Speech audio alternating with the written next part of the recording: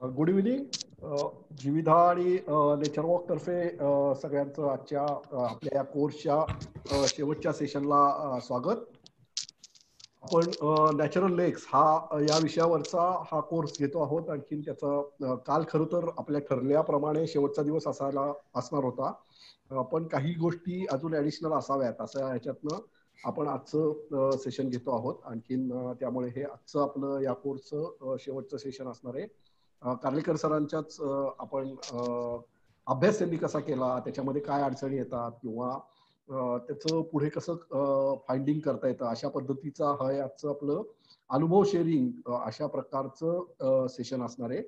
कार्लेकर सरांच्याच मुळे खरं तर हा कोर्सचं डिझाईन झालंय. त्यांनीच हा कोर्स कसा असायला पाहिजे हे ठरवलेलं होतं. त्या दृष्टीने आपण त्यांच्याच लेक्चरनी या कोर्सची सांगत होती. एक वेगळा योगायोग आहे. सुरुवात पण त्यांच्यापासून लेक्चरपासून झाली होती.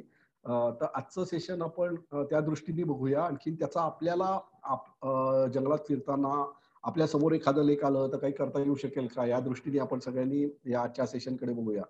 कार्लेकर सरांचे ऑलरेडी आपल्या याच्यात 2 लेक्चर झाली आहेत, तर त्यामुळे त्यांची नव्याने ओळख करून द्यायची गरज असणार नाही. तर त्यामुळे आपण डायरेक्ट आजच्या सेशनकडेच वळूया. मी सरांना विनंती करतो की त्यांनी आजच्या सेशनला सुरुवात करावी. धन्यवाद. धन्यवाद. ऐकू येत आहे ना? हो हो सर, अगदी व्यवस्थित, काहीच प्रॉब्लेम नाही. हा, ओके.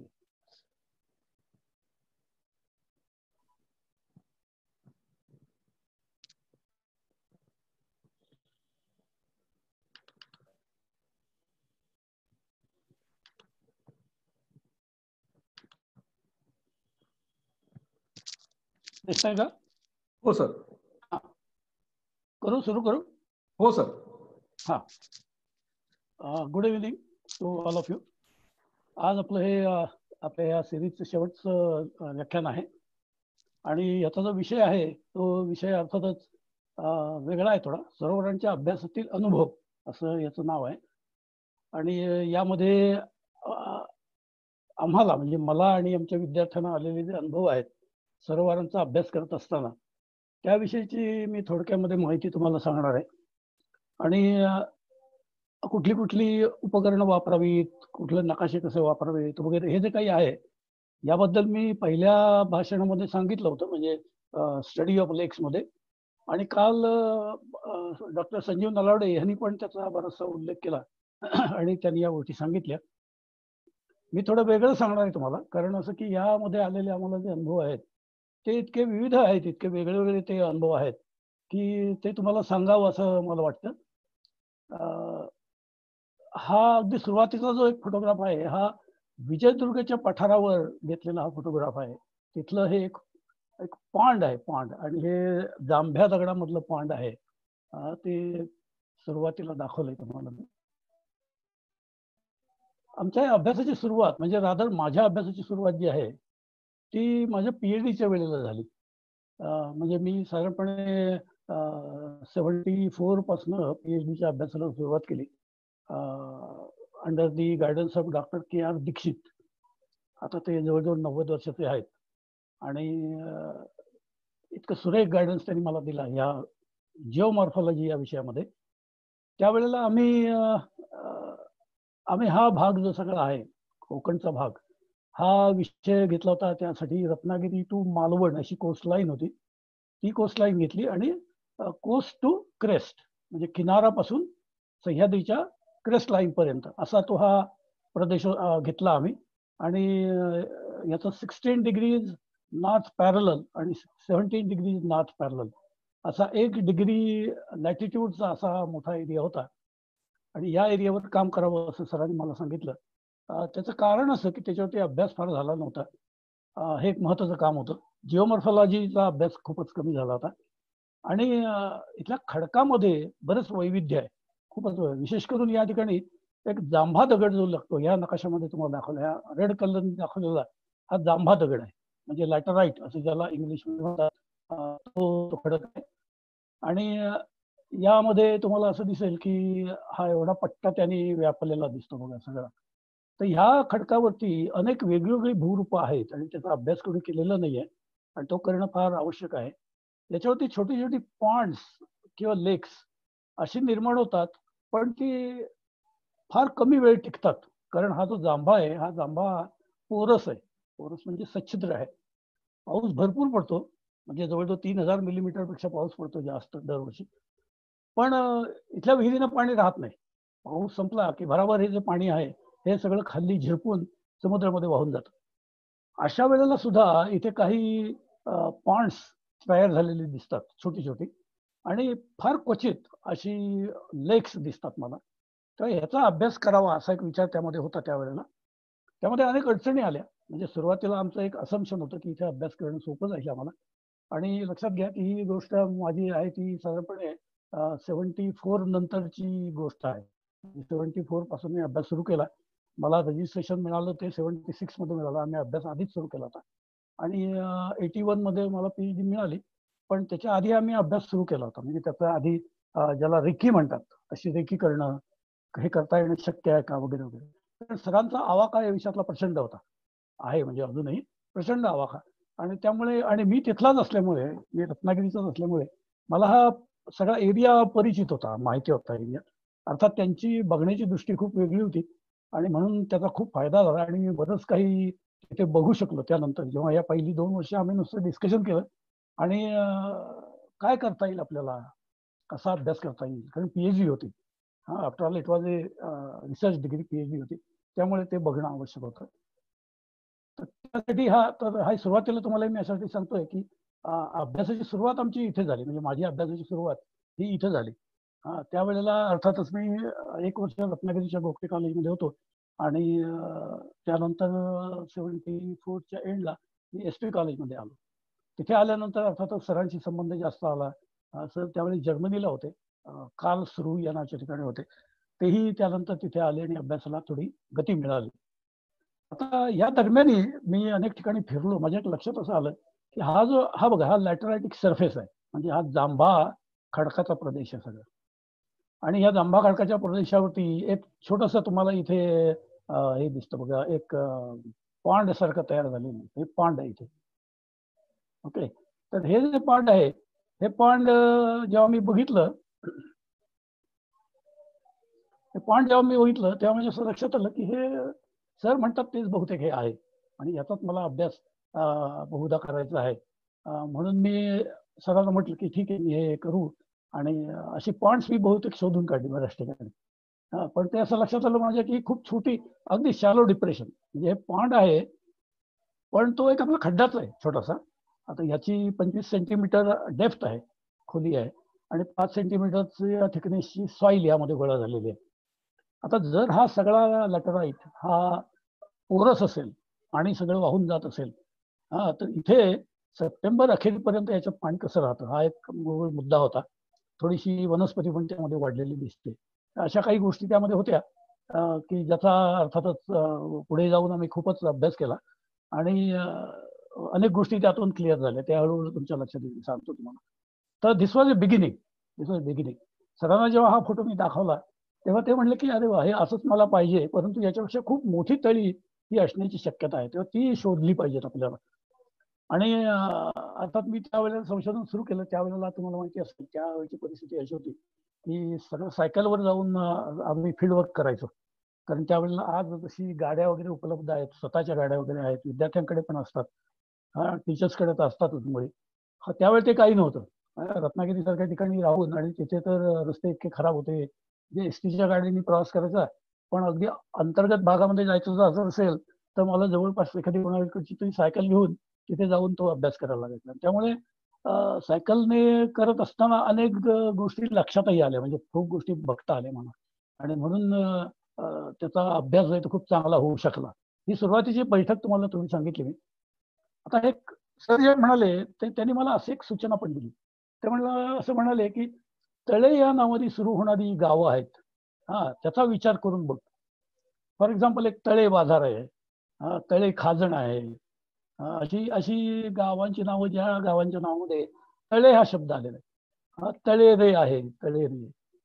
तर ही गावं बघ, कदाचित या ठिकाणी तळ असेल, कदाचित नसेल सुद्धा, काही सांगता येत. एक लक्षात घ्या, त्यावेळेला फक्त टोपोशीट होते आमच्याकडे, आणि टोपोशीट वेगळं काही साधन नव्हतं आम्हाला. आम्ही प्रत्यक्ष जाऊन शोधून काढायचं तर आम्हाला काही दिसलं तर. टोपोशीट वरती इतकी छोटी छोटी तळी आणि ही पॉइंट्स ही काही तशी लक्षात यायची नाहीत आमच्या. त्यामुळे ह्या नावाचा एक मला खूप फायदा आला. मग मी ज्या ठिकाणी तळे बाजार आहे, तळे खाजण वगैरे अशी गावं आहेत, तिथे जाऊन बघितलं तळेरे आहे कुठे दिसतं का सरोवर किंवा लेक दिसतं का, कारण तळे या नावावरनं ते असलं पाहिजे असं आम्हाला वाटलं. आमच्या असं लक्षात आलं की अनेक ठिकाणी नाव होतं पण तळं नव्हतं, तर ती नाहीशी झाली होती. पूर्वी होती जुनी, जेव्हा नाव पडलं गावाला तेव्हा मोठी तळी होती, त्यातलं पाणी सगळं आटून गेलं, लोकांनी ती भरून टाकली सगळी आणि आता तिथं तळं नाही, पण गावाचं नाव मग तळे बाजार असं आहे. हा असे असे आहेत. आता तळे बाजारमध्ये ते आहे, अजूनही आहे बघा. आता हा मी त्यावेळेला केलेलं जे काम होतं, त्यावेळेला हे मला काही ह्या इमेजेस मिळाल्या नव्हत्या. ह्या आम्ही आता रिटायर जेव्हा झालो एसपी मधून, तेव्हा त्याच्या आधी माझ्या एका विद्यार्थ्याला MSCच्या हाच विषय दिला आणि त्याला म्हटलं की तळे बाजार हे जे पॉन्ड आहे, ज्याला लेक असं म्हटलेलं आहे, त्याच्या इकोसिस्टीमचा आणि सगळं त्याची जिओमॉर्फॉलॉजी, नंतर त्याची इकोसिस्टीम याचा स्टडी कर. तर त्याने तो केला आणि त्याच्यामधल्या ह्या त्याच्या इमेजेस आहेत ज्या तुम्हाला आत्ताही तुम्हाला सुद्धा बघता येतील. ही मार्च 16 मधली इमेज आहे. हा आजकाल काय आहे, हे खूप तंत्र खूप सुधारलंय. म्हणजे मला अशा तऱ्हेची माहितीमुळे हा अभ्यास करणं खूप सोपं झालंय. माझ्या वेळेला मी जेव्हा केलं तेव्हा मला हे आधी काही मिळायचं नाही. म्हणजे हा तिथे जाऊन प्रत्यक्ष ही मोजमाप करायची, त्याची खोली मोजायची, त्यातला गाळ जो आहे तो शोधून आणायचा वगैरे असं होतं. आता आधी निदान हे तरी मला नक्की कळतं की याचा विस्तार किती आहे. काल जसं नलावडे सरांनी सांगितलं की ह्या नकाशावरनं मी तुम्हाला दाखवतो कुठली कुठली त्याला आपण ऍप्स वापरू शकतो. याचा शेप कसा आहे, त्याचं एरिया किती आहे हे मला कळू शकतं. त्याची खोली मोजण्यास मात्र याचा काही उपयोग होत नाही. खोली मोजण्यासाठी मला तिथेच जावं लागतं आणि फील्डवर्कला पर्याय नाही असं असं ते आहे. तर ही 2016 मधली मार्च मधली इमेज आहे. त्या मार्च मध्ये दृश्य कसं दिसतं बघा, पाणी किती होतं कसं होतं, इथे कसं आहे. आणि ही मार्च 19 मधली इमेज आहे. आता ही सीझन तोच आहे पण इयर बदल आहे. त्यामुळे हा जो काही हा टेम्पोरल चेंज झालेला आहे, हा गेल्या अनेक वर्षामध्ये झालेला बदल आहे. पाणी खूप कमी झालेलं आहे, नाहीये पाणी, आणि हा एवढा भाग थोडा तुम्हाला कोरडा पडलेला असा दिसतो मार्च मध्ये. आता त्याचीच ही इमेज आहे, ही डिसेंबर 2003 मधली आहे. तुमच्या लक्षात येईल की इथे पाणी थोडं दिसतंय, परंतु इथे थोडा गाळ हा साठलेला दिसतो, असा दिसतो तुम्हाला. इथं जे आहे ही इमेज आता अलीकडची आहे, डिसेंबर 19 मधली ही इमेज आहे. यामध्ये तुम्हाला असं दिसेल की हे खूपच आटलंय. तर हा आता मुद्दा सांगण्याचा असा आहे, म्हणजे आमचा अनुभव असा होता की मी जेव्हा काम केलं तेव्हा मला यातलं काही कळलं नाही, कारण इतक्या वेळेला जाणं शक्य नव्हतं तिथे आणि जाऊन फारशी काही माहिती मिळतही नव्हती. त्याची क्षेत्रफळ मोजणं वगैरे त्यावेळेला फार काल जसं नलावडे सरांनी सांगितलं की त्याचा नकाशा घ्यायचा, टोपोशीट वरनं घ्यायचा, मोठा करायचा, ट्रेसिंग पेपर ठेवायचा आणि मग एरिया वगैरे मोजायची. हा तर ते शेवटी कंटाळून जातो म्हणून ते काही जमलं नाही आम्हाला पुढे. आम्ही मग ते सोडून दिला त्यातला प्रयत्न. इतर काही ठिकाणी केला पण कमी झाला मग तो प्रयत्न. तो एक थोडं आमच्या PhD मधलं राहून गेलेलं काम. ते नंतर मी SP आल्यानंतर आमच्या विद्यार्थ्यांच्या बरोबर ही कामं केली. MSc साठी काही डेझर्टेशन दिली, MSc साठी रिपोर्ट केले, असं केलं आणि आता ते खूप चांगलं करतायत आताच्या सध्याच्या परिस्थितीत. तर ही सुरुवात होती. पण SP ला आल्यानंतर आता SP सारखं कॉलेज मला मिळालं आणि MSc MA असं तिथे पोस्ट ग्रॅज्युएट डिपार्टमेंट असल्यामुळे भरपूर इक्विपमेंट्स होती, नकाशे भरपूर होते. हा मी सुरुवातीचं बोलतोय, आत्ताचं तर आणखीनच खूप सुधारणा, म्हणजे इक्विपमेंट्स वगैरे भरपूर आहेत, ती तुम्हाला कुठेही मिळतात, म्हणजे कॉलेजवरती अवलंबून राहावं लागतं अशातला भाग नाही. तर त्यावेळेला MScच्या विद्यार्थ्यांच्या बरोबर दरवर्षी अभ्यास सहलीला जायला लागायचं, क्षेत्र अभ्यास करावा लागायचा, म्हणजे फील्ड स्टडी करावं लागायचं. हा स्टडी टूर्स होत्या आणि संशोधन प्रकल्प हा तर महत्वाचा भाग होताच. आणि SP सारख्या पोस्ट ग्रॅज्युएट डिपार्टमेंटला आम्हाला भरपूर संशोधन प्रकल्प पण मिळायचे.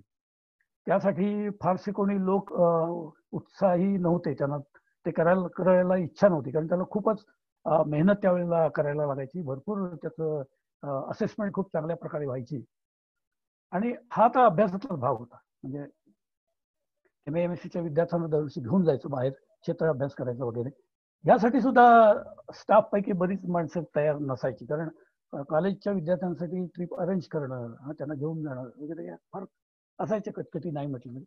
पण तरी सुद्धा मी तर जायचो दरवर्षी, कारण एक उद्देश असा होता की बरंच काही बघावं. ही तळे हा माझ्या मनामध्ये पहिल्यापासून एक विषय होताच, नाही म्हटलं तरी, आणि तो अपुरा होता.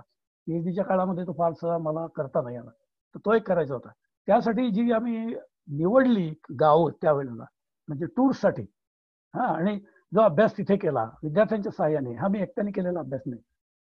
ओके, आता तो कसा केला आणि काय वगैरे त्याचं खूप डिटेल्स मी सांगणार नाही, कारण ते दोन्ही वेळा सांगून झालेत. काल नलावडे सरांनी सांगितलं, मी पहिल्या लेक्चरच्या वेळेला पण मी सांगितलं होतं की कशा पद्धतीने ते करता येतं.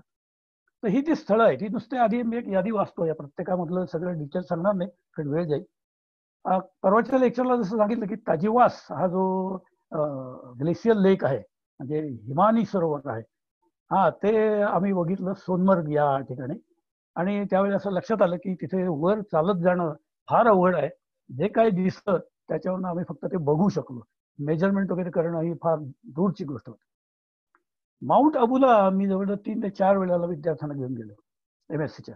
हा, आणि त्याचा महत्वाचा विषय होता तो अभ्यासाचा, म्हणजे हे नकी लेक हे जिथे आहे ते सरोवर बघायचं, नकी लेक.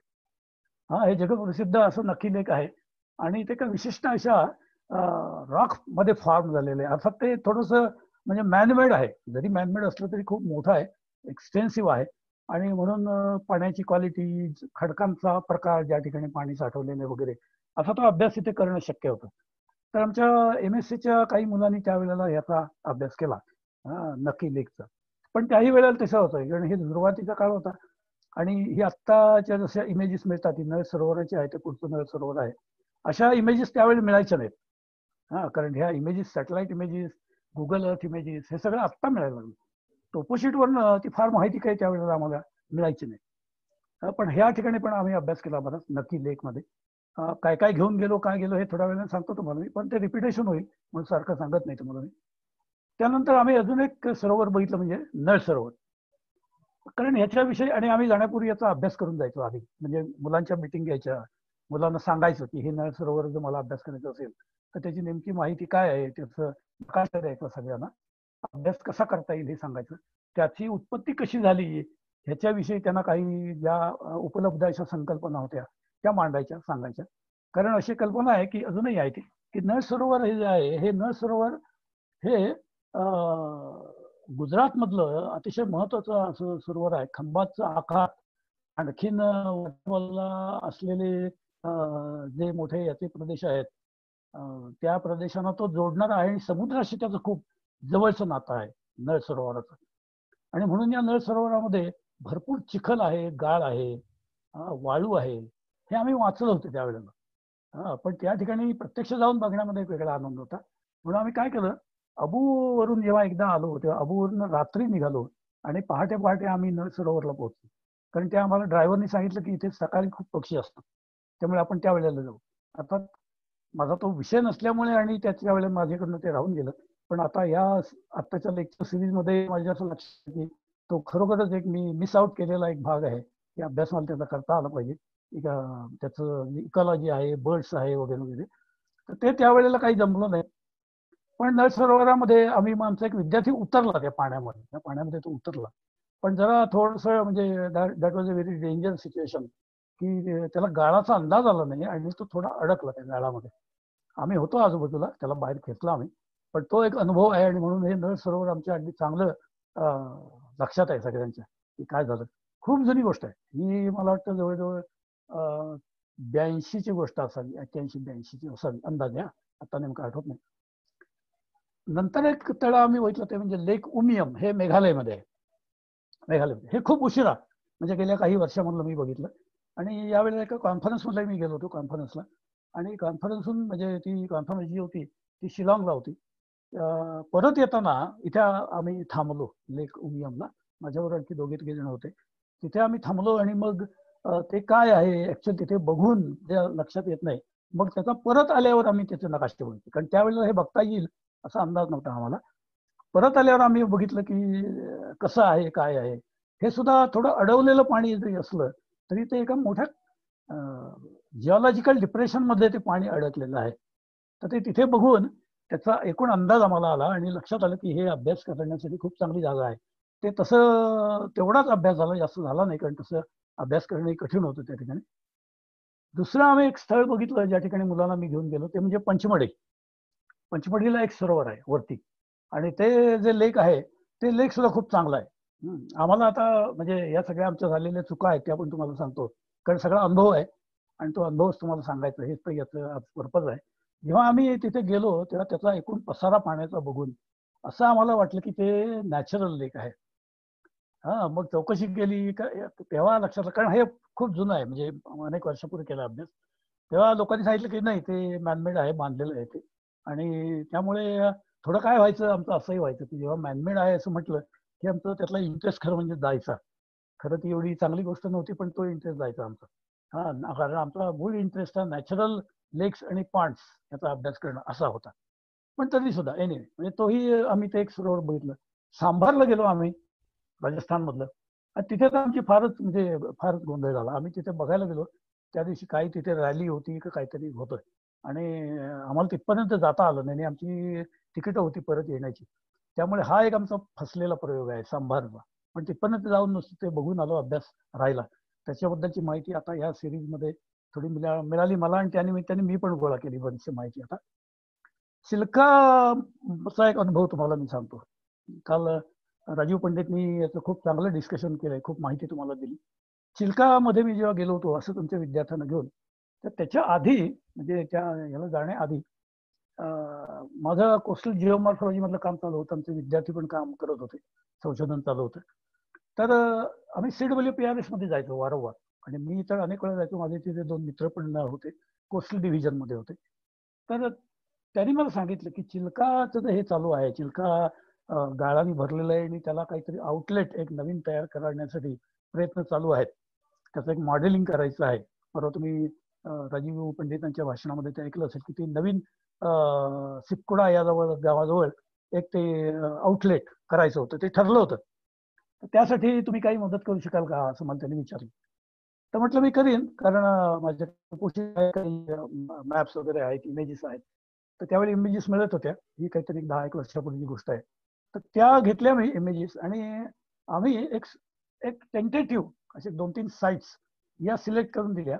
आणि आम्ही म्हणजे कोस्टल जिओमॉर्फॉलॉजीचं आमचं नॉलेज लक्षात घेऊन विद्यार्थ्यांना घेतलं, सहभाग विद्यार्थ्यांचा त्यामध्ये होता, आणि एक चांगलं मॉडेल करून दिलं. आता ते पुढे गेलं का नाही, कसं गेलं काय मला माहित नाही, कारण त्याचा पुढे उल्लेख नाही झाला कुठल्या त्यांच्या ह्याच्यामध्ये. कदाचित नुसतं डिस्कशन त्यांचं झालं असेल, म्हणजे माझ्या मित्रांनी त्यांच्याशी डिस्कशन केलं असेल वगैरे. पण तो एक अनुभव होता, आणि आम्ही त्या ठिकाणी बरेच फिरलो होतो. ते म्हणजे ते मला माहीत असल्यामुळे नंतर मी जेव्हा चिल्काला गेलो तेव्हा समोर ते सगळं चित्र होतं माझ्या, आणि त्यामुळे आम्ही ते चिल्का त्या दृष्टीने बघितलं की कुठे कुठे आउटलेट केलं करता येईल वगैरे असं. तो एक वेगळा अनुभव होता. हे वेंबनाडू लेक जे आहे केरळचं, हे आम्हाला शोरलाईन लेक्स याचा अभ्यास आम्ही खूप केला, कारण माझा कोस्टल जिओमॉर्फॉलॉजी हा मूळ विषय असल्यामुळे बऱ्याच वेळा विद्यार्थ्यांना घेऊन मी किनाऱ्यालाच जायचो. आणि त्यामुळे हे वेंबनाडू लेक जे आहे हे शोरलाईन लेक आहे, आणि त्याला मोठ्या आकाराचं लॅगून आहे, आणि त्या तिथे छोटी छोटी गावं बाजूला आहेत त्या लेकच्या बाजूला. तर तिथं मुक्काम करून वगैरे त्या वेंबनाडू लेकचा पण आम्ही अभ्यास केला. शोरलाईन लेक जे राजीवनी तुम्हाला सांगितलं होतं ते तसंच आहे, पण हे अर्थातच खारट पाण्याचं आहे, आणि काय म्हणायचं ना की पूर्णपणे शोरलाईन कॅरेक्टरिस्टिक्स खूप आहेत त्याच्यामध्ये.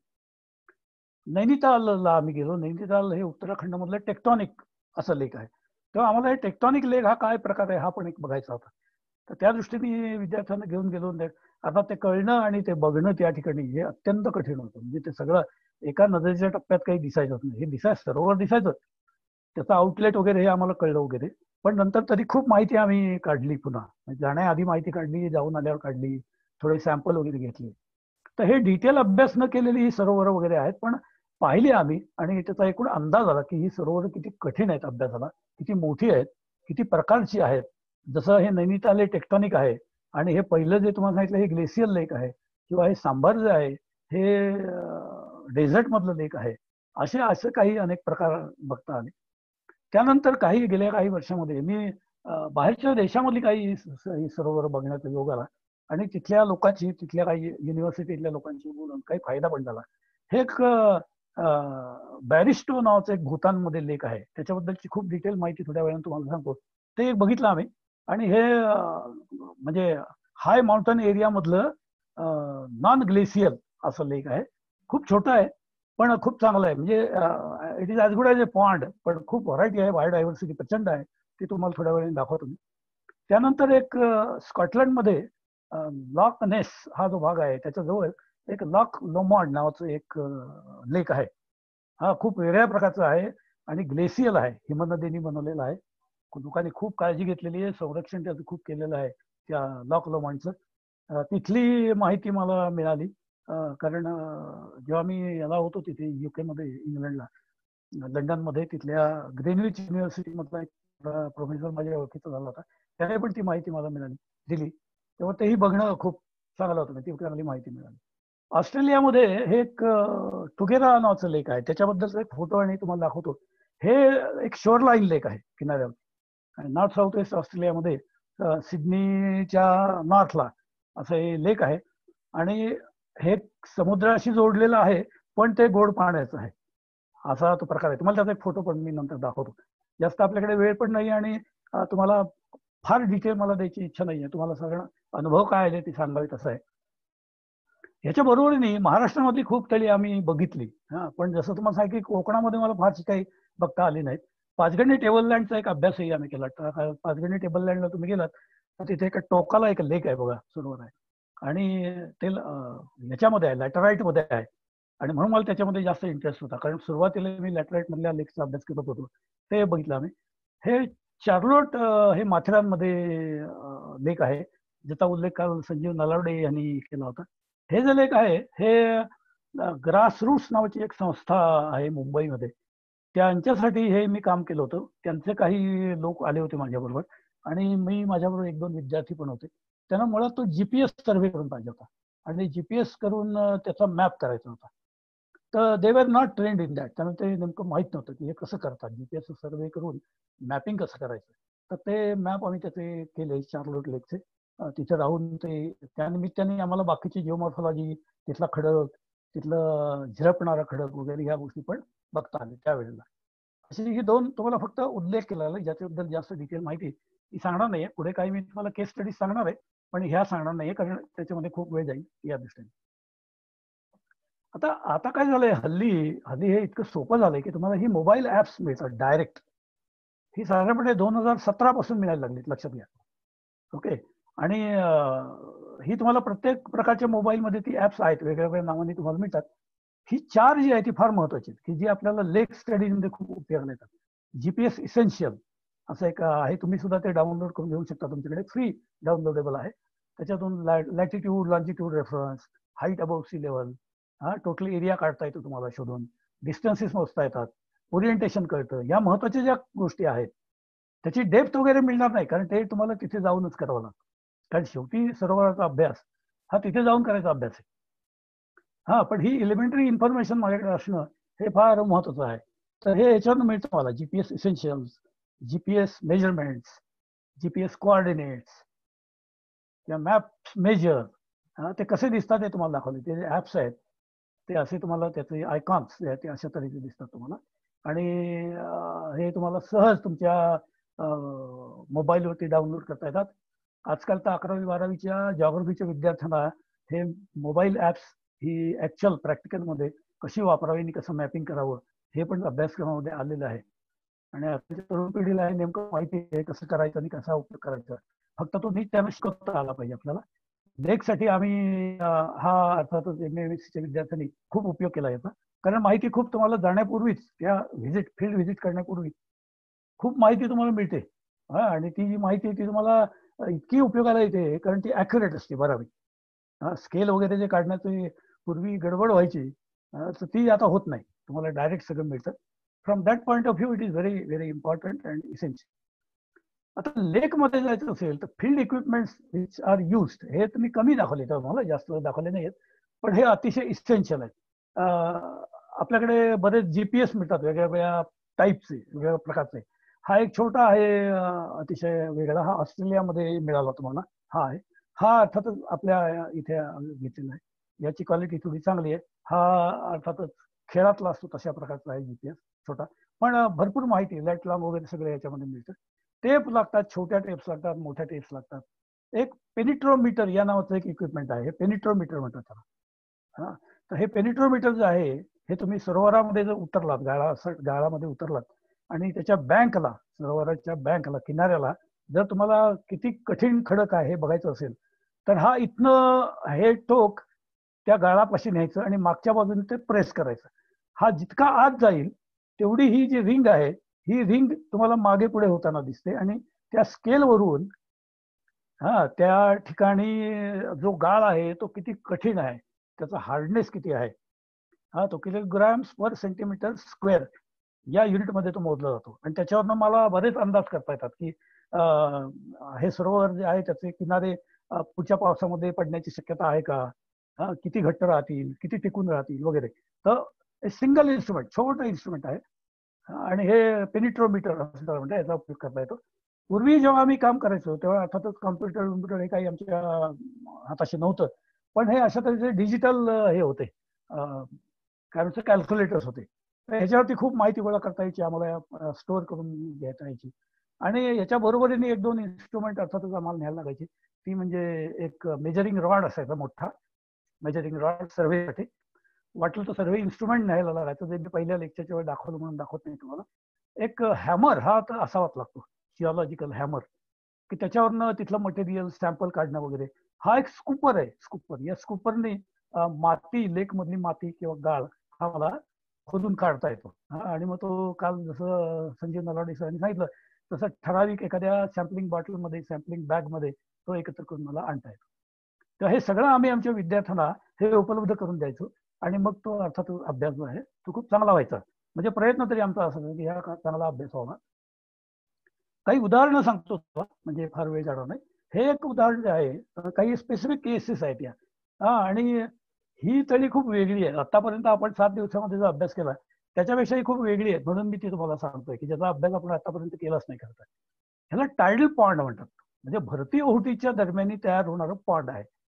हे सगळीकडे होत नाही, काही ठराविक ठिकाणी ही पॉन्ड तयार होतात. म्हणजे भरती आली, पाणी साठलं, ओहोटीच्या वेळी पाणी निघून गेलं, हा बीच कोरडा पडला, उन्हाने दिसतोय तुम्हाला, म्हणजे आता पुढची भरती येण्याआधी तोपर्यंत इथे पाणी साठलं आणि या पाण्यामध्ये त्या तेवढ्या 6 तासाच्या अवधीमध्ये एक वेगळं बायोटिक लाईफ हे दिसतं. म्हणजे यू विल नॉट बिलीव्ह, आम्हालाही पहिल्या लक्षात आलं नाही, पण इथे फार म्हणजे फार डायव्हर्सिटी. एवढ्या छोट्या, तुम्हाला एक पुढचा हे दाखवतो मी, फोटोग्राफ दाखवतो. हे बघा, हे ते पॉन्ड आहे, वेगळ्या ठिकाणी घेतलेलं चित्र आहे. आता तुम्हाला दाखवलं ते अलीकडे आहे, पण हा फोटो इथला आहे. इथे आता हे पॉन्ड एकदा आम्हाला इथे दिसलं, दुसऱ्या वेळी ते इथे दिसलं, तिसऱ्या वर्षी आम्ही गेलो ते इथे दिसलं. तर हा जो काही चेंज आहे हा सुद्धा वी कुड असर्टन की काय होतंय. बघा हे पॉन्ड, बघा या पॉन्डमध्ये शेवाळ आहे बरंच. ओके, हे टायडल पॉन्ड आहे, टायडल पॉन्ड भरती ओहोटीच्या दरम्यान तयार होणारं पॉन्ड आहे. त्याचा जो रेसिडेन्स टाइम आहे, टिकून राहण्याचा काळ, हा अनेक गोष्टीवरती अवलंबून आहे. फॉर एक्झाम्पल की ते तळ इथं आहे का, ते इथं आहे का, ते इथं आहे, ते किती दूर आहे, याच्यावरती ते अवलंबून आहे. अशा अनेक गोष्टी त्या ठिकाणी आम्हाला कळल्या आणि सॅम्पलिंग खूप केलं. आमच्या एका विद्यार्थिनीसाठी आम्ही PhD केली, त्याच्यामध्ये याचा समावेश केला आम्ही. खूप वेगळा अनुभव होता आणि आमच्या त्या रेफरीला सुद्धा हे जरा नवीन वाटलं की टायडल पॉन्ड इतकं छोटं, एक 6 तासामधलं तयार होणार आणि नाहीसं होणार, त्याचा अभ्यास. आपल्या किनाऱ्यावरती असे प्लॅटफॉर्म्स खूप आहेत बघा, शोअर प्लॅटफॉर्म असं त्याला म्हणतात. हा वेळणेश्वर जवळचा प्लॅटफॉर्म आहे. आणि या हॅलो सर, मध्ये विचारू का डायरेक्ट शेवटी विचारू? शेवटी विचारू तर बरं होईल. Okay okay. कशासाठी सांगतो की समजा जर हे गेलं ना, लिंक गेली, माझ्याकडनं थोडा प्रॉब्लेम आहे नेटवर्कचा म्हणून. Okay okay, fine sir, fine fine. Very fine. Okay. तर हे जे आहे हे वेळणेश्वरचं प्लॅटफॉर्म आहे, शोअर प्लॅटफॉर्म याला म्हणतात.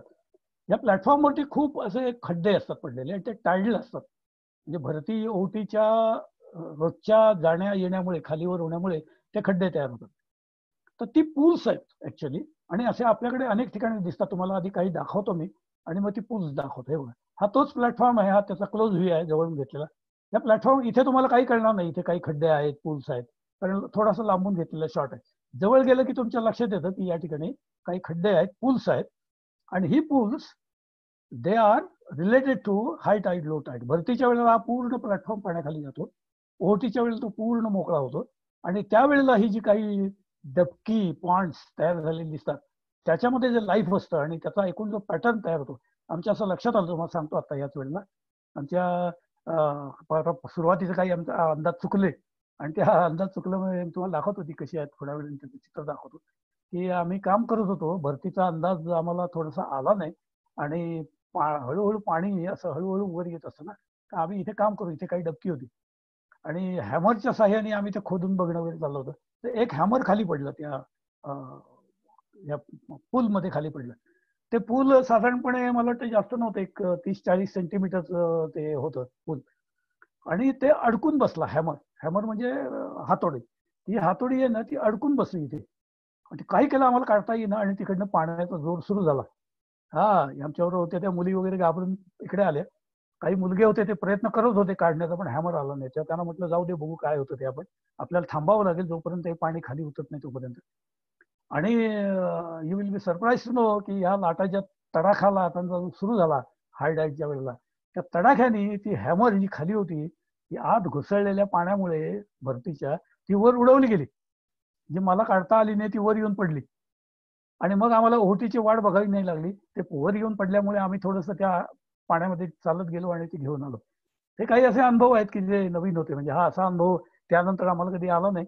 पण मग आम्ही थोडी काळजी घेऊन राहायला लागलो, कारण कामाच्या भरामध्ये आणि एक्साइटमेंट एवढी असते, प्रचंड प्रचंड एक्साइटमेंट. आता ज्यांनी प्रश्न मला विचारला योगेश विसरकर, ते माझे विद्यार्थीच आहेत, माझ्याकडे पीएचडी केली त्यांनी. ते पण तुम्हाला सांगू शकतील. याचा एक प्रचंड एक काय म्हणायचे कामाची मोहिनी असते आणि तुम्ही इतके घडून जाता की लक्षात येत नाही की हाय टाईड केव्हा सुरू झाली आणि आपण अडकण्याची शक्यता किती असते. म्हणजे कोकण किनाऱ्यावर, हा जो कोकण किनारा आहे, या कोकण किनाऱ्यावरती भरपूर अशी हे जे शोर प्लॅटफॉर्म्स आहेत बघा. हा करुळ नावाचं गाव आहे. हे आता तुम्हाला मी दाखवलं वेळेश्वर वगैरे, त्याच्या नॉर्थला आहे, गुहागरच्या साऊथला आहे. आणि हा प्लॅटफॉर्म बघा कसा आहे. या प्लॅटफॉर्मच्या पुढे अजून एक अशी रिज आहे, थोडा उंचवटा तयार झालेला आहे. आणि ही सी क्लिफ आहे छोटीशी. ह्याच्यावरती पण खूप पूल्स आहेत जे तुम्हाला इतके लांबून दिसत नाही. इथे तुम्हाला एखाद दुसरं पूल दिसतं, पाणी साठलेलं वगैरे दिसतं. ह्याचा पण एक अभ्यास करायचा असा एक विचार आमचा चालला होता, पण काही अडथळे आले त्याच्यामध्ये, अनेक येतात तसं, त्यामुळे ते होऊ शकलं नाही पूर्ण. हे बघा, हे रत्नागिरी पाशी त्या किल्ल्याच्या खाली असलेलं जो शोर प्लॅटफॉर्म आहे, हे बघा, हे पूल आहे. हे पूल आहे. नुकतीच भरती होऊन पाणी खाली गेले. तुम्हाला आता पण दिसेल बघा, पाणी उतरत खाली, खाली येतंय पाणी, पडतंय खाली, कारण ओहोटी सुरू झाली आहे आणि पाणी खाली येते. आणि हे प्लॅटफॉर्म जे आहेत त्याच्यावरती पूल्स उघडे पडले. तर या वेळेला अभ्यास करणं हे खूप चांगलं असतं या अशा वेळेला. आणि ते पूर्ण, कारण हे पाणी आता अडवलेलं राहतो बराच वेळ राहतं आणि मग अभ्यास करणं सोपं राहतं. हे बघा, ही अशी दिसतात.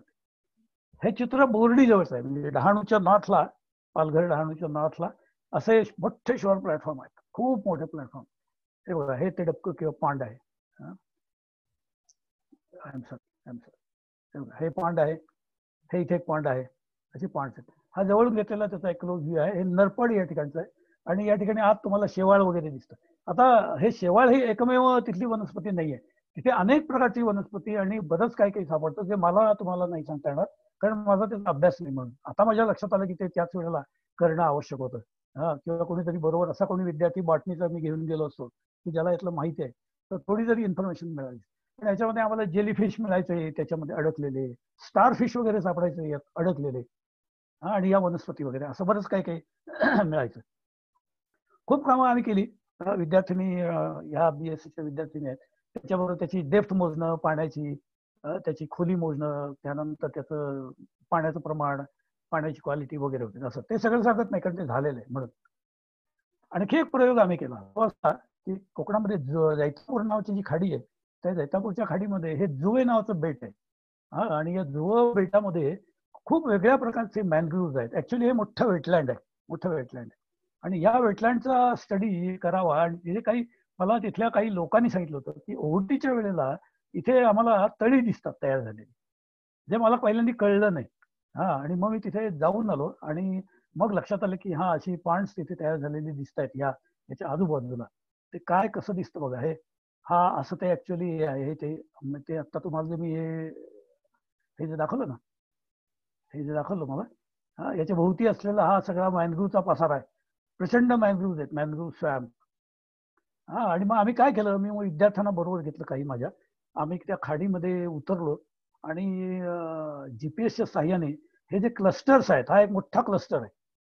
हा 42 नंबरचा क्लस्टर आहे, त्याच्याजवळ 45 नंबर, हे नंबर आम्ही दिले, हे क्लस्टर ओळखले, त्या क्लस्टरचं त्याच्या बाउंड्रीज वगैरे या डिफाईन केल्या आणि जीपीएसचं हे डेटा मॅपला देऊन GISच्या साह्याने हा मॅप तयार केला. त्याच्यावरती हे तुम्हाला हे जे असं या शेडिंगमध्ये दाखवलंय हे क्लस्टर्स आहेत. आणि लोकांचं म्हणणं असं होतं बघा, आता हे this is very interesting, you will also find it interesting. इथं ती पॉइंट तयार होतात. हे भरतीच्या वेळेला काय होतं, हे बस पाण्यामध्ये जातं, सगळंच जातं. ओहोटीच्या वेळेला हा थोडा उंच भाग आहे, हा, आणि ही हाय टाईड लाईन जी आहे, लो टाईड लाईन आणि हाय टाईड, मिड टाईड म्हणतात त्याला, तशी ती आहे.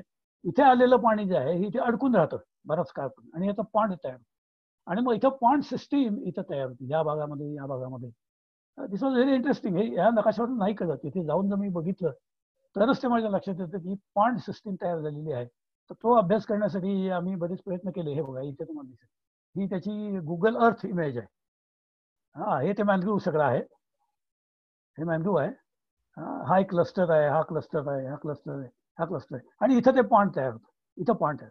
आता इथे ॲक्वाकल्चर पॉइंट केलं लोकांनी.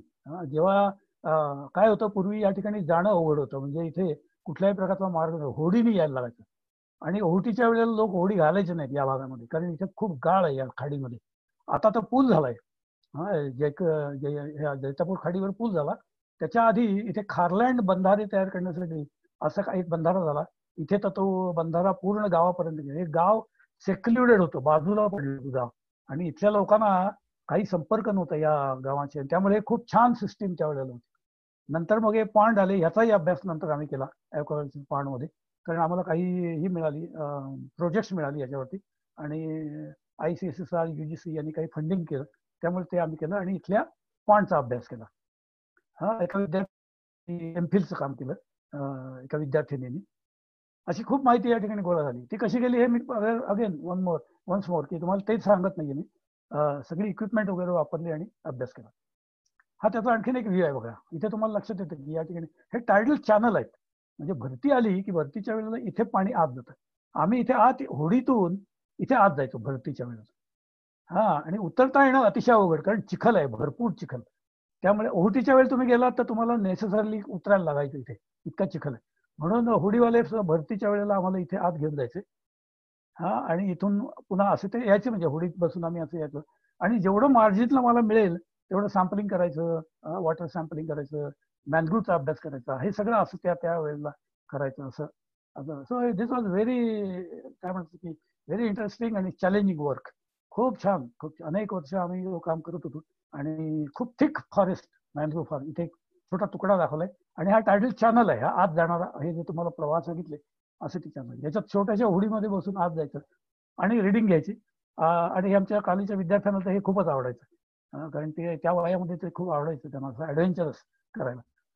आम्ही तिथे तिथला जो असे खूप ओहोटी जेव्हा अष्टमीच्या वेळेला वगैरे खूप खाली जायची, आणि एखादा होडीवाला तयार करायचा, त्याला जास्त पैसे द्यायचे, आणि मग त्याच्याबरोबर त्या चॅनलमधनं आत यायचं, आणि इथे मग आम्ही सॅम्पलिंग करायचं, कोअर सॅम्पल घ्यायचं. हे इथला चिखल, माती, वाळू यातनं खूप खाली असं खणत जायचं, आणि खालनं वर सॅम्पल काढायचं. हे हा तो फिरवतोय बघा, हे सगळं मटेरियल बाहेर काढायचं, आणि वेगळ्या वेगळ्या डेप्थवरून आलेलं मटेरियल त्याचं अनालिसिस करायचं, आणि मग ह्याचा अभ्यास करायचा की यामध्ये किती जुना गाळ आहे, आणि हे कशा प्रकारे बनलं असावं, असं काही त्याच्यावरून निष्कर्ष काढायचं. आता खारलँड स्कीम या नावाची एक स्कीम आहे, खार भूमी बंधारे, तुम्ही ऐकलं असेल. पनवेलला महाराष्ट्रामध्ये त्याचं मुख्य केंद्र आहे, खारलँड स्कीम. तर ही अशी अनेक आहेत आपल्याकडे. हे हरिहरेश्वरला आहे, या ठिकाणी काही स्कीम्स आहेत, इथं काही स्कीम्स आहेत, इथं आहेत. ही ऍक्च्युली पॉइंट्स आहेत, ही सगळी त्याला ॲक्वाकल्चर पॉइंट्स म्हणतात. आणि अनेक वर्ष माझ्या डोक्यात होतं की याच्यावरती आपण एक चांगलं संशोधनाचं एक रिसर्च प्रोजेक्ट करावं, आणि म्हणून मी ICSSR कडे एक प्रोजेक्ट प्रपोजल पाठवलं, पण ते मंजूर नाही झालं. कारण असं की सरकार दरबारी जे काही शब्दप्रयोग होते त्यातला हा प्रयोग नव्हता. म्हणजे खारलँड हा मी नंतर वापरला, मी त्याला आधी नुसतंच ॲक्वाकल्चर वगैरे असं म्हणत होतो. त्यांच्या डिक्शनरीमध्ये तो शब्द, त्यांच्या डिक्शनरीमध्ये त्यांना खारलँड हेच कळत होतं, आणि म्हणून पुन्हा त्यांनी मला करून पाठवायला सांगितलं. एकाने तर कॉमेंट अशी केली की हे जे तुम्ही सांगताय आम्हाला, त्यावेळेला ही इमेज नव्हती लक्षात घ्या, ही आताची नंतरची इमेज आहे. मी जेव्हा प्रोजेक्ट केलं तेव्हा टोपोशीटवरनं सांगितलं त्यांना. तर एका तिथल्या एक्सपर्टनी सांगितलं की there are no mangrove in Konkan. कोकणामध्ये मॅनग्रुव्हच नाही. मॅनग्रुव्ह फक्त बंगालमध्ये आहेत, कोकणामध्ये नाही आहेत असं. ते खोडून काढायला मला बराच वेळ गेला, फोटो बरेच पाठवायला लागले काढून. आणि त्यानंतर हे पॉइंट्स जे आहे ते ICSRने खारलँड म्हणून जेव्हा मी ते हे केलं तेव्हा मला ते मंजूर झालं प्रोजेक्ट. ती पांड अशी असतात बघा, ही पांड म्हणजे भरतीचं पाणी आज जेव्हा येतं त्या पाण्याचा उपयोग करून ही तळी केलेली असतात. आणि इथे माशांचं संवर्धन केलं जातं, माशांची शेती होते इथे. ओके. आणि मग त्या माशांचं संवर्धन करून ती शेती केली की हे मासे नेण्यासाठी जवळपास एखादा चांगला रस्ता पाहिजे, तिथून पटकन ते नेता आले पाहिजेत, अशा अनेक गोष्टी त्यामध्ये आहेत की ज्याचाही विचार होतो. माझ्या एका विद्यार्थ्यांनी PhD केली त्याच्यात, एका विद्यार्थ्यांनी MPhil पण केली. पण या पांडमध्ये जाऊन जर तुम्हाला काम करायचं असेल तर तिथल्या त्या लोकांची परमिशन घ्यावी लागते, कारण ही बरीचशी पांड्स ही खाजगी आहेत.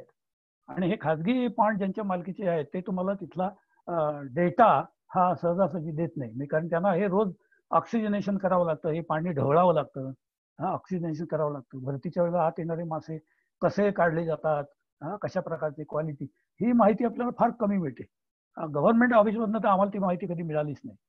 आणि त्याचं एक कारण आम्हाला नंतर कळलं अर्थात की तसा डेटा जो होता तो अप टू डेट नव्हता. आणि म्हणून तर मग आम्ही आमचं काम केलं, बरीच माहिती अशी गोळा केली. हे ॲक्वाकल्चर पांड हे ज्या खाडीमधलं आहे ती ही खाडी आहे, ही म्हसळ्याची खाडी आहे, म्हसळा. आणि त्यामध्ये ही वारळ आणि खारसई या दोन ठिकाणी आम्ही खूप डिटेल अभ्यास केला. आणि एका जर्मन संस्थेने मला खूप माहिती दिली. त्यांनी या ठिकाणी एक सर्वे केला होता, खूप डिटेल सर्वे केला. आणि त्या ठिकाणी जाण्यासाठी यंत्रणा पण चांगली पाहिजे, चिखल खूप आहे लक्षात घ्या. माझे काही विद्यार्थी जसे तिकडे अडकले होते तसे इथे पण अडकले. आणि मग त्यांना ते माहिती घेता आली नाही, काही सॅम्पल सोडून द्यावे लागले. ही बघा ही स्कीम आहे तयार होत या भागामध्ये, मॅनग्रोव्ह आहेत. मग या ठिकाणी जाऊन ते सगळं, इथे चिखल असतो बराच, इथे लक्षात येत नाही तुम्हाला. त्याच्यावरती ते सॉल्टी एरिया आहे, क्षार आहेत बरेच. आणि म्हणून या ठिकाणी काम करणं हे खूप मोठं चॅलेंज होतं. मला आता तशी थोडी मदतही मिळाली ICSRने, त्यानंतर ते मदत केली मला, खारलँड डेव्हलपमेंट म्हणून. एक आमचा फसलेला हा एक प्रयोग होता. हे जे लोकटाक लेक आहे ज्याचा उल्लेख किर्लोस्कर मॅडमनी केला त्यांच्या लेक्चरमध्ये, त्याचा उल्लेख यांनी पण केला, राजीवनी केला आणि नलावडेंनी पण केला. आम्ही एक प्लॅन केला होता या लेकमध्ये जाण्यासाठी. म्हणजे माझ्याबरोबर MSCची एक टीम पण मी तयार केली होती. आणि आम्हाला तो लोकटाक लेकचा जिओलॉजिकल सर्वे करायचा होता. तुमच्या लक्षात येईल, हा मॅप किंवा पुढचा दाखवतो तुम्हाला, तो बघितला तर हे this is known as inter mountain lake, म्हणजे दोन पर्वतरांगांच्या मध्ये आंतरपर्वतीय असं ते लेक आहे. ही ऍक्च्युली व्हॅली आहे, आणि या व्हॅलीमध्ये ते लेक आहे इथे. आणि म्हणून हे दिस इज व्हेरी इंटरेस्टिंग, कारण ते हिमालयामध्ये आहे. आणि हिमालयाच्या अशा दोन रांगामध्ये असं सरोवर हे खूप वेगळं आणि वेगळं, म्हणजे त्याची जिओलॉजिकल पर्सनॅलिटी खूप वेगळी आहे. आणि ते ऍक्च्युली जे आहे ते it is dictated by structure and lithology. ह्याचं एकूण उत्पत्ती आणि सगळी जी आहे ही इथली स्ट्रक्चर आणि लिथॉलॉजी यांनीच कंट्रोल्ड आहे. आणि म्हणून आम्हाला त्याचा खूपच म्हणजे आम्ही इतका अभ्यास अधिक जाण्यापूर्वी केला. आणि आमच्या हृदय जाता आलं नाही, कारण प्रवासाचा खर्च थोडा वाढला. आणि विद्यार्थ्यांनी सांगितलं की आम्ही काही येऊ शकणार नाही, आम्हाला काही जमत नाहीये. आणि त्यामुळे आम्ही तो सगळा जो हा आहे तो प्रयत्न आमचा फसला. तो ऍक्च्युली वेटलँड आहे, शॅलो वेटलँड आहे. आणि त्याची डेप्थ आणि हे बाकीचे इन्फॉर्मेशन तुम्हाला मिळाली नाही. माझ्या दृष्टीने महत्वाचं हे आहे बघा, लक्षात घ्या, कारण हे अभ्यास करायला अवघड आहे, या दृष्टीने अभ्यास करायला अवघड आहे. फुमडी वगैरेचा अभ्यास कसा करतात ते तुम्हाला कळलेलं नाही, सांगितले त्याने. पण ही रिज हिमालयाच्या रांगा आणि मध्ये असलेलं हे सरोवर, याचा अभ्यास त्या दृष्टीने करणं एक चॅलेंज होतं. अजून ते काही जमलं नाही, आमचा तो फसलेला प्रयोग आहे. तर का आमचाही दोष आहे, आम्ही बरेचसे कॉलेजवरती काही फंड्स मिळतात का याच्यावरती विद्यार्थ्यांच्या मदतीवर अवलंबून राहिलो, आणि म्हणून ते नाही झालं. एक चांगला सक्सेसफुल झालेला अलीकडचा प्रयोग म्हणजे वेटलँड लेक्स इन आसाम, त्याचा उल्लेख मी दोन्ही लेक्चरमध्ये केला होता. ब्रह्मपुत्रेमध्ये माझ्या एका विद्यार्थ्यांनी PhD केली. त्यांनी ही सगळी, त्याला तो तिथं असल्यामुळे त्याला माहिती होतं सगळं, की ज्याला बिल्स म्हणतात वेटलँड्स. त्याचा एक मॅप त्यांनी तयार केला आणि त्याच्यामधली काही महत्वाची बिल्स जी आहेत त्याचा आम्ही अभ्यास केला. आणि त्याचा PhD जो केला त्याचा अर्थात रिव्ह्यू करण्याचं काम हे डॉक्टर संजीव नलावडे यांच्याकडेच होतं, कारण ते वेटलँडमध्ये काम करणारे असल्यामुळे त्यांच्याकडे, आणि त्यांनी सुद्धा ते खूप काम ॲप्रिशिएट केलं आमचं. तर ही 3 लेक्स अशी आहेत बघा, त्या ब्रह्मपुत्रीमध्ये असलेली लेक्स. हे दलोनी नावाचं वेटलँड आहे. हे बघा एक असं डिप्रेशन कंप्लीट आहे.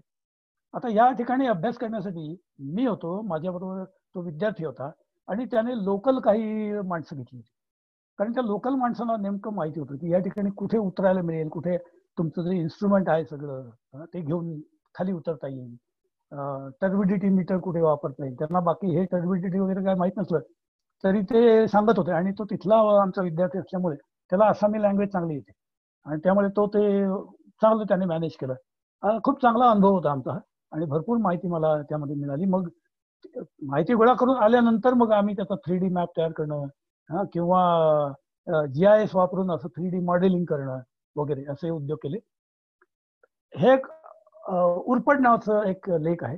त्याच्या, जसं मी याच्या आधीच्या लेक्चरला सांगितलं, त्याच्या बाउंड्रीज डिफाईन केल्या याच्यावरनं, गुगल अर्थ इमेजेसवरनं, आणि मग त्याला एक मॅथमॅटिकल एक प्रोजेक्शन करून हे कुठल्या दिशेने वाढेल पुढच्या काही वर्षामध्ये, आणि याच्यावरती आजूबाजूच्या वस्त्यांचा कसा परिणाम होईल वगैरे वगैरे, हे सगळं सांगितलं आम्ही त्यावेळेला. उमियम तुम्हाला मी सांगितलं मग अशी ज्याचा उल्लेख केला, हे उमियम आहे. आणि या उमियमचं बघा, तुम्हाला सांगितलं तसं हे एक डिप्रेशन आहे हिमालयामधलं. अर्थात पाणी अडवल्यामुळे, खाली पाणी धरण घातल्यामुळे इथं ते जास्त प्रमाणामध्ये साठलं, आणि म्हणून ते त्याला म्हणूया आपण की ते खाली डॅम आहे म्हणून डॅम ओरिएंटेड तसं आहे, पण ऍक्च्युली ते इट इज, कारण ते डिप्रेशन मुळामध्ये नैसर्गिक आहे, आणि म्हणून त्याचा अभ्यास हा नैसर्गिक दृष्ट्या कशा म्हणजे जिओलॉजी, जिओमॉर्फॉलॉजी असं करणं आवश्यक आहे. ओके, हे ते उमियम लेख आहे. अतिशय सुंदर, अतिशय सुंदर असं हे लेख आहे. आता हे मी तुम्हाला म्हटलं ना की ऑस्ट्रेलियामध्ये एक हे मला लेख दिसलं, तिथल्या काही लोकांनी मला माहिती पण सांगितली. हे एस्टराईन लेक आहे, म्हणजे एस्टोरी सारखा आहे, बॅरियर एस्टराईन लेक, आणि वेव्ह डॉमिनेटेड आहे बघा हे लेक आहे. आणि या लेकलाही अजून जवळचे अजून 2-3 लेक्स आहेत. आता आम्ही परदेशात असल्यामुळे मला तिथे काम नाही करता आलं, पण मला माहिती मिळाली, त्या लोकांनी दिली. आणि थोडं असं पण झालं की या लेकच्या बाहेरच्या बाजूला त्याची माहिती लिहिलेली होती. इथे एक बोर्ड आहे, त्या बोर्डवरती याची माहिती बरीच लिहिलेली आहे. आपल्याकडे हे फार क्वचित दिसतं. तर ती त्याची माहिती आहे लिहिलेली, त्याच्यावरनं खूप माहिती मला मिळाली. हे एक तिथलं उदाहरण आहे.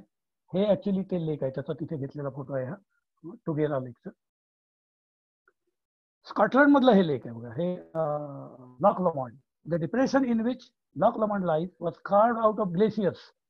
हे हिमनदीने खोदलेलं आणि नंतर हिमनदी वितळून पाणी साठलेलं सरोवर आहे. During final stages of last ice age, शेवटचं हिमयुग जे होऊन गेलं 20,000 ते 10,000 वर्षापूर्वी, त्यावेळेचं हे सरोवर आहे. The loch that is loch Lomond lies on the Highland Boundary Fault. तर बाउंड्री फॉल्ट आहे इथे, हा मोठा बाउंड्री फॉल्ट दिसतो स्कॉटलंडमध्ये. आम्ही इथे पण गेलो होतो या लॉक नेसमध्ये, आणि मग ते लॉक लोमॉन्ड इथे आहे, त्या बाउंड्री फॉल्ट वरती तो आहे, इथे दिसतो बघा तुम्हाला त्याचा पसारा. ओके, आजकाल हे अभ्यास करणं खूप सोपं आहे. एकदा तुम्ही जाऊन आलात, once you go to the area, once you visit the area, की तुम्हाला त्याचा फील येतो चांगला.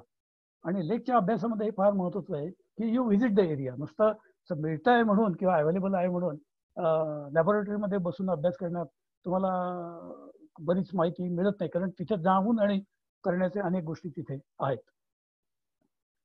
आणि हे भूतानमधलं ते तुम्हाला शेवटी एक दाखवतो, आणि मग आपण थांबू. हे लेक बॅरिस्टो म्हणून आहे, हे भूतानमध्ये आहे, त्याचं हे लोकेशन दाखवलंय. इथे थिम्पू आहे, ओके, पारो इथे आहे, आणि हे पुनाखा इथे आहे बघा, इथं ते आहे. आणि the lake is critically important lake for local population and ecosystem. The lake sustains an incredibly rich variety of wildlife that congregates here, such as red panda, Himalayan black bear, sambar, wild boar, barking deer, leopard, and other small mammals, birds, and insects. ही मी तिथे असलेली माहिती मला जी मिळेल ती लिहिलेली आहे. याच्याबद्दल मला काही विचाराल तर कदाचित सांगता येणार नाही. लाईक ऑल लेक्स इन भूतान, भूतानमधले असलेली सगळी सरोवर अशी दिसतात तुम्हाला. बॅरिस्टो लेक इज ऑल्सो कन्सिडर्ड सॅक्रेड. भूतानमध्ये ना फार फार महत्व या सरोवरांना आहे, आणि विशेष करून जी खालच्या पातळीला आहेत, म्हणजे खालच्या लेव्हलला आहेत. वरची जी आहे ती तर म्हणजे इनॲक्सेसिबल आहेत, आपण जाऊच शकत नाही, इतकी कठीण आणि खूप उंचावरती आहेत.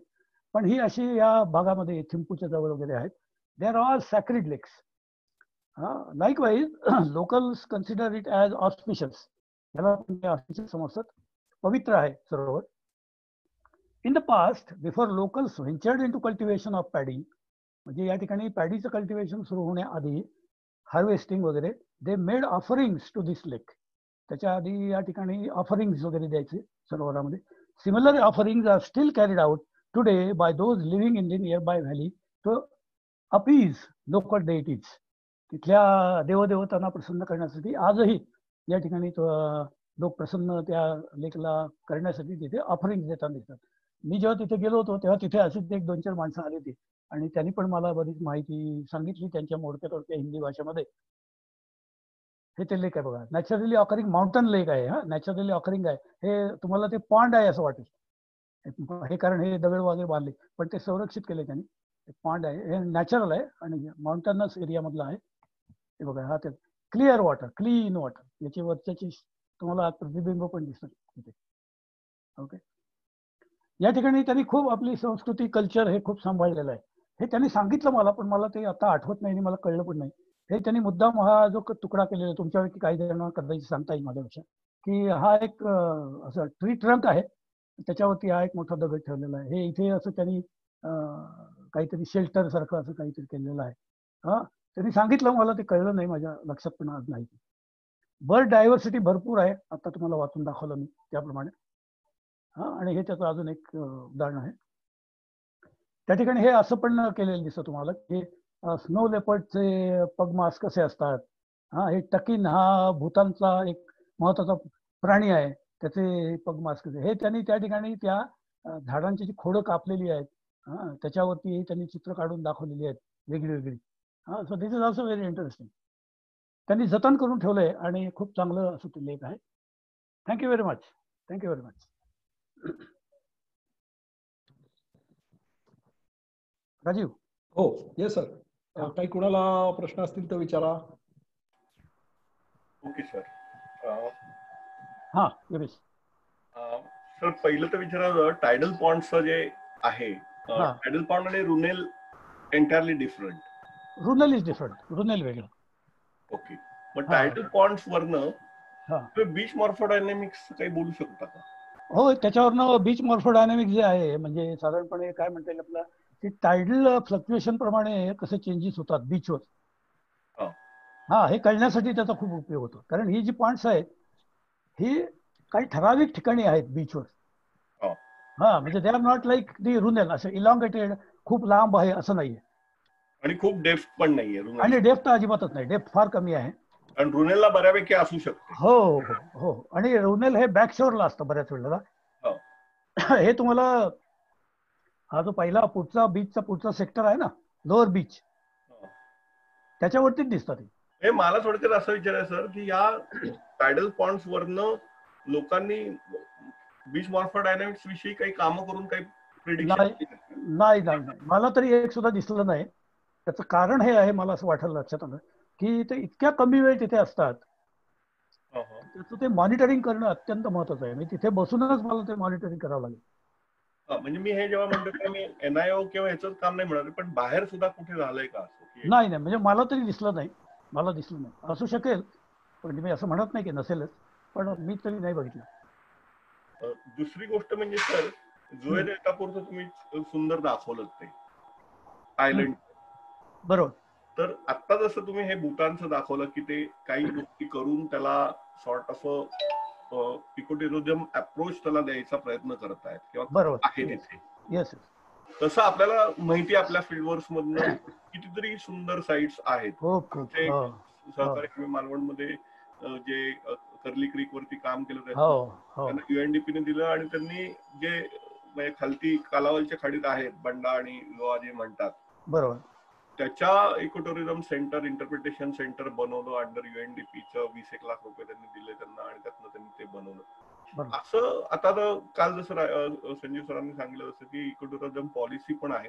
त्या पद्धतीने कोकणात इतकी निश ठिकाणं आपण फील्डवर्क मध्ये फिरलेलो आहे, हळूहळू हे काहीच होताना दिसत नाहीये का सर? नाही, आणि खरं दिसत नाही, आणि ती आता इतक्या झपाट्याने नाहीशी होत आहेत.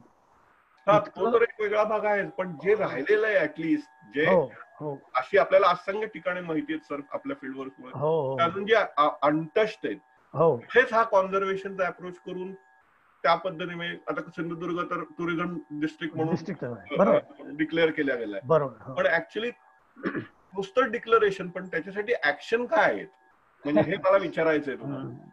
नाही बा काय म्हणजे इतकं आपण फिरलो आपल्या तर काय कुठे दिसलं नाही. जे दिसतंय ते तर नुकसानच दिसतंय सगळं. आता तरी असं कुठे मुद्दाम प्रोटेक्ट केलेलं आहे किंवा काही मुद्दाम प्रयत्न चालू आहेत असं एकही उदाहरण दिसत नाही, एकही नाही. मी म्हणलं तसं की ते आमच्या बरोबर जे राणे म्हणून होते, Gurunath Rane, he is a commercial artist, पण त्यांना ह्याच्यात इंटरेस्ट आणि त्या आमच्या इन्क्वायरी 2012च्या ह्याच्यातनं त्यांना UNDP खूप सहकार्य केलं. उदाहरणार्थ सांगायचं तर सिंधुदुर्ग वरती जाताना प्लास्टिक ज्यूट बॅग घेऊन जायच्या आणि परत येऊन डिपॉझिट केलेली मनी घेऊन जायची. याच्यात त्यांनी 80% रिडक्शन केलं प्लास्टिक जे किल्ल्यावर जात होतं ते. नंतर तुम्हाला सांगितलं जसं की त्यांनी त्या तिथे जे विलेज आहे त्याच्या ग्रामपंचायतीच्या मध्ये त्यांनी एक सॉर्ट ऑफ इंटरप्रिटेशन सेंटर केलं आणि त्याच्या बायोडायव्हर्सिटीचं BNHS त्यांना सगळी माहिती दिली. तर तो आर्टिस्ट माणूस असल्यामुळे त्यांनी इंटरप्रिटेशन सेंटर बनवलं. ॲज वेल एज त्या इकोसिस्टीम इको टुरिझमच्या अप्रोचनी ते त्यांना अँगलर देणार आहेत. म्हणजे तुम्हाला फिशिंग करायचं तर तुम्ही करा, पण not on a commercial basis. आणि या पद्धतीने एक हॉटेल पण तिथे ते डेव्हलप होतंय. तसं रत्नागिरी म्हणजे आपण फार अगदी नॉर्थ पासन ते खालती वेंगुर्ल्यापर्यंत बऱ्याच ठिकाणी फिरलेलो आहे आणि केलेली आहेत. इतकी निश ठिकाण आहेत पण काहीच लोकांना दिसत नाहीत. नाही, हे तर आहे. That is a sad part of story आहेच. आणि आपण एकटे दुखते ते, आणि सगळं त्याला हे पाहिजे ना, मॅन पॉवर पाहिजे, बरेच जण पाहिजे त्याला. नॉट ओनली मॅन पॉवर म्हणजे संबंध सपोर्ट पण गव्हर्नमेंटचा आणि सपोर्ट पाहिजे आणि त्यामुळे पाहिजे. हो ना, त्यामुळे आम्ही असे अनेक प्रयत्न सोडून दिले आहेत योगेश अर्ध्यावर, की करायचं आहे म्हणजे विद्यार्थ्यांबरोबर घेऊन. आणि सरकार दरबारी केलं की त्यांचं काही नाही. मी तुला ते ह्याचं उदाहरण होतं सांगितलं ना तुम्हाला, की केवळ खारलँड हा शब्द आला नाही म्हणून मला प्रोजेक्टच मिळाला नाही. मग मला कोणीतरी सांगितलं की अहो ते गव्हर्नमेंटकडे तो शब्द तुम्ही जे म्हणताय ना तो त्यांच्या लिस्टमध्ये नाहीये, काढून बघा. मग मी तेच खारलँड हे शब्द वापरून ते केल्यावर मला ते मंजूर झालं. बरोबर आहे.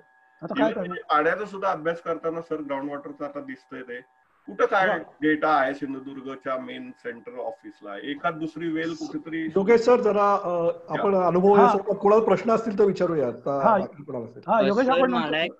सर मला एक क्वेश्चन आहे. जेव्हा तुम्ही फील्ड विजिटला जाता तर तुम्ही फक्त वॉटर बॉडीज वर म्हणजे अभ्यास करणाऱ्या लोकांना घेऊन जाता का अँफिबियन्स आणि फ्रॉग्स वर पण?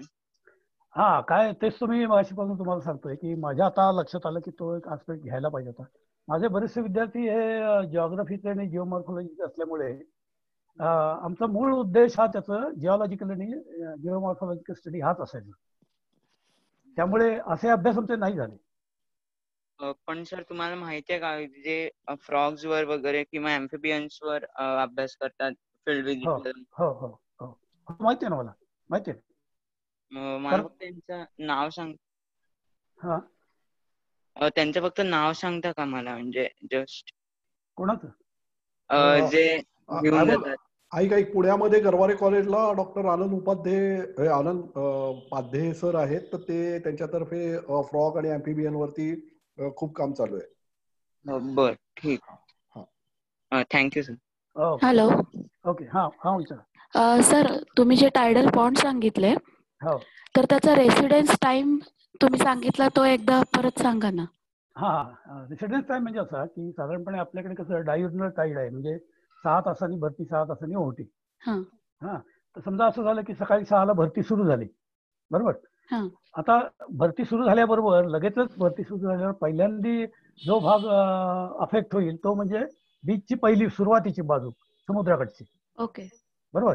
आता तिथे जर असा एखादा पॉइंट तयार झाला की तिथे एखादा खड्डा असेल तर त्याच्यामध्ये पुढचे 6 तास पाणी राहणार आहे, बरोबर. पण तेच पॉइंट जर खूप पुढे असेल, म्हणजे याच्या जवळ असेल, वस्तीच्या जवळ किंवा बीचच्या मागच्या बाजूला असेल, तर तिथे 6 तासांनी भरती जेव्हा येईल तिथे त्याला पाणी येऊन पोचेल आणि लगेचच ते उतरायला लागेल थोड्या वेळात. ओके. मग तिथला रेसिडेन्स टाइम कमी असेल. असा तो रेसिडेन्स टाइम बदलत जातो. म्हणजे जी दूर आहेत पॉइंट्स समुद्र किनाऱ्यापासून, म्हणजे भरती येण्याच्या भागापासून जे दूर आहेत तिथे रेसिडेन्स टाइम खूप कमी असतो.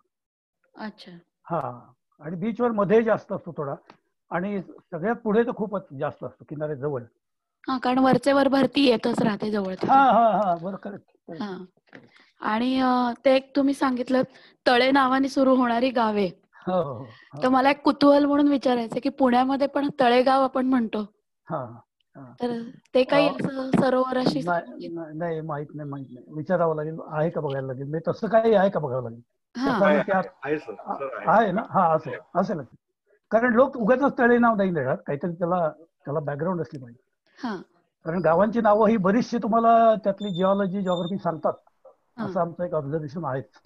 ओके. फॉर एक्झाम्पल उपळे असं गावाचं नाव आहे. मग आमच्या ते लक्षात आलं होतं की उपळे या नावावरून तिथे उपळट जास्त आहे, म्हणजे पाणी वर येऊन झाडांची मुळं ढिली होणं वगैरे, असं उपळट म्हणतात त्याला, म्हणून गावाचं नाव उपळे. बरं. Okay okay okay, thank you. Sir, तळेगावला 2 तळ्यांची जोडी आहे, म्हणजे होती असं म्हणावं लागेल, आणि ती मी पाहिलेली आहे, दोन्ही तळी. अच्छा अच्छा.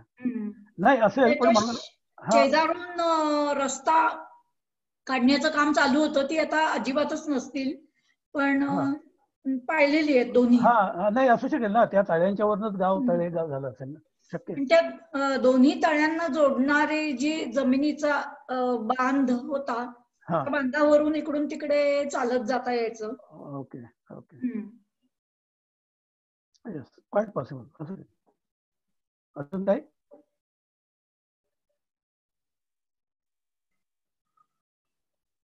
ओके, राजीव. सर थांबूया ना मग? हो, थांबू ना, तुम्हाला काही सांगायचं असेल तर. सर, मी काही फक्त म्हणजे लेह लडाख मधली किंवा इथली काही तलावांचे मी गेलेले याचे एक फोटो काढले होते. हा, तर तेवढंच शेअर करायचं असेल तर, नाहीतर मग आपण थांबूया. कसं आहे, म्हणजे you take a decision. Sir थांबूया आपण. बरं. राजीव सर, हो, एक सजेस्ट करू शकतो का? हो, बोला सर. जसं हे लेक्स घेतलं, अप्रतिम झालं, गेले 10 दिवस सुंदर झालं, खूप म्हणजे इन्साइट्स मिळाले या सगळ्या आपल्या सेमिनार कम वर्कशॉप मधनं. तर तसंच लवकरच नवीन एखादा लँडफॉर्म. सर, मी हे कानेकर सरांशी ऑलरेडी बोललोय, आणि आपण लँडफॉर्म वरती घेऊया असं मी त्यांना सुचवलं होतं की आपल्याला या विषयावर सुद्धा 8 दिवसाचं खूप छान घेता येईल म्हणून. हो, विचाराधीन आहे आमच्या, आणि आम्ही करतोय, यादी पण करतोय. कारण ते चांगलं होईल असं आम्हाला नक्की खात्री आहे त्याची. तर मी पहिल्यांदा जीविदाचा एक हा सेमिनार केला, आणि सर्वसामान्य शिक्षिका आहे मी, याच्यातला खूप अभ्यास वगैरे नाहीये, पण खूप आवडलं, म्हणजे कुठेही कंटाळवाणं झालं नाही. उलट हे झाल्यानंतर मी गुगल घेऊन बसायची, आणि कितीतरी साइट्स त्या निमित्ताने मी ते लेक्स बघितले, साइट्स बघितल्या, आणि खूप खूप छान वाटलं. थँक्यू. छान. Credit goes to Rajiv Pandit. All of you sir, all of you. Yes. तर ह्या पॉझिटिव्ह नोट वरती आपण या कोर्स ची सांगता करूया. आपल्याला एकंदरीत जिओ सायन्सेस या विषयावरती सरांच्याच मार्गदर्शनाखाली आम्ही मोठा कोर्स केला होता, तो फिजिकल केला होता. पण आताच्या काळामध्ये करोनाच्या याच्यात थोडासा बदल करण्याच्या दृष्टीने ऑनलाईन करताना पहिल्यांदा आम्ही खरं 2 महिन्याचाच कोर्स करायचं ठरवलं होतं. पण आता गणपती आहेत, आणखी इतर कारणाने हा छोटा करायचा ठरवला. आणखी मग त्यातनं लेक्स ही कल्पना पुढे आली. सरांनी मग त्याचं डिझाईन करून दिलं, आणखी मग या विषयाचा कोर्स आपण केला. मला वाटतं की याच्यातनं छोटे कोर्स हीच कल्पना जास्त आयडियल आहे असं मला वाटतंय. आणखी मग त्याच्यातनं मग अशी आता सुचवलं तसं लँडफॉर्म्स आहेत, किंवा पर्वतरांगा आहेत, समुद्र आणि किनारे आहेत, किंवा स्ट्रीम्स आणखी याच्यावर, अशा असंख्य विषयावरती आपल्याला छोट्या गोष्टींवरनं करता येईल, ज्याचा फायदा आपल्याला कुठेही फिरताना मुख्यतः तिथले लँडफॉर्म बघून त्याची जिओलॉजी इकॉलॉजी समजून घेणं याच्यासाठी होऊ शकेल. तर आपण सगळ्यांतर्फे जीविदा, नेचर वॉक आणि तुमच्यातर्फे पहिल्यांदा सरांचे आभार मानूया की त्यांनी वेगळ्या कन्सेप्टवरची आपल्याला कोर्सची आयडिया दिली. आणखीन त्याच्यातनं आपल्याला खूप वेगळी माहिती मिळाली की जी खरं तर इम्पॉर्टंट आहे. तर आपण सरांचे आभार मानूया. थँक्यू व्हेरी मच सर की तुमच्या येस. आणि सर्व पार्टिसिपंटचेही आभार मानतो आम्ही दोघांतर्फे, मी आणि अनुज, की तुमच्यामुळे हा कोर्स करायची आम्हाला हुरूप आला. कारण तुम्ही नसतात तर कोर्सच झाला नसता. तर त्यामुळे तुमचे सगळ्यांचेही आभार. याच प्रकारचं आम्ही पुढेही काही करू तर ते आपल्या ग्रुपवरती मी टाकतच राहीन. आपल्या ग्रुपवरती याच्यावरती आपण अनेक माहिती लेक्स किंवा जिओ सायन्सेसची आपण घेतच राहू. तर या नोटवरती आपण थांबूया. आणखीन